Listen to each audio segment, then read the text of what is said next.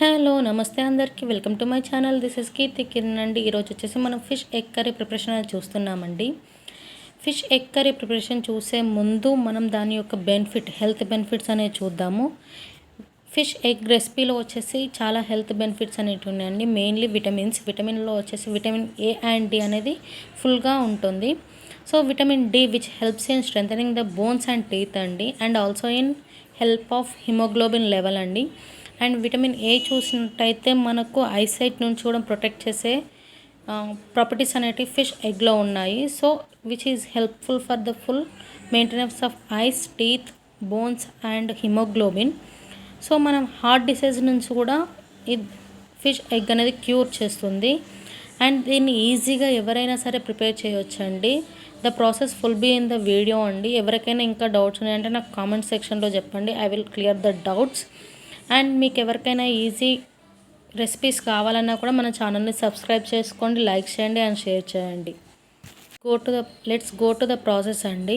First మనం fish ఎగ్స్ని boil చేయాలండి. మెయిన్లీ మనం నార్మల్ ఎగ్స్ ఎలా అయితే బాయిల్ చేస్తామో సేమ్ అదే ప్రాసెస్లో మనం ఫిష్ ఎగ్స్ అనేది బాయిల్ చేయాలి.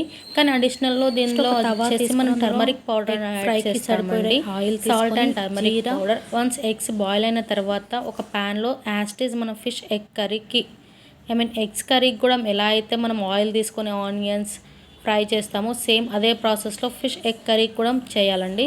Later on ginger garlic paste కూడా యాడ్ చేసిన తర్వాత టర్మరిక్ పౌడర్ తోటి నెక్స్ట్ మనం ఫస్ట్గా బాయిల్ చేసుకొని డ్రైన్ చేసి పెట్టుకున్న ఫిష్ ఎగ్స్ కూడా యాడ్ చేసుకోవాలి.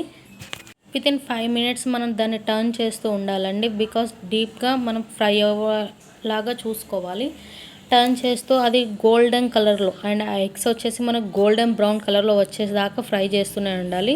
వీటిలో లిడ్ కూడా పెట్టేవచ్చండి, ఎందుకంటే దాంతో స్టీమ్ తోటి కూడా అది ఈజీగా కుక్ అవుతుంది అనేసి. సేమ్ ప్రాసెస్ నండి. లిడ్ ఓపెన్ చేస్తూ దాన్ని ఫ్లిప్ చేస్తూ మళ్ళీ లిడ్ క్లోజ్ చేస్తూ టోటల్గా అది బ్రౌన్ కలర్లోకి చేంజ్ అయ్యేంత వరకు మనం ప్రాసెస్ని కంటిన్యూ చేస్తూ ఉండాలి. అలా కంటిన్యూ చేశాక ఫైనల్గా ఆ ఎగ్స్ అనేటివి మనకు బ్రౌన్ కలర్లో చేంజ్ అవుతూ ఉంటాయి.